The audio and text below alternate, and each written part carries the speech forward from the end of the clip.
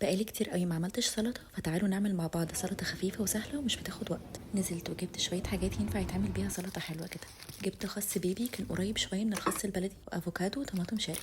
وبما ان الجو حر شويه دلوقتي، الخس من اكتر الحاجات اللي فيها ميه والياف كمان، فهتبقى بترطب الجسم جدا، وكمان الالياف هتحسسكم بالشبع.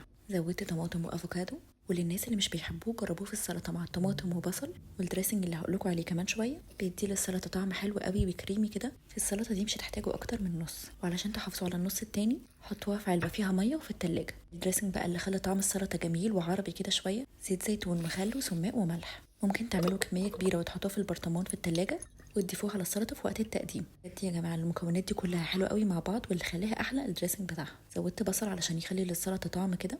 والبروتين في السلطه دي ممكن تزودوا جبنه قريش مثلا. يعني زودت فراخ بانيه معموله في الاير فراير. اكتبوا لي لو عايزين التتبيله والطريقه بتاعتها. استناكم تقولوا لي اكتر سلطه بتحبوها علشان اعملها المره اللي جايه، وبالهنا والشفا.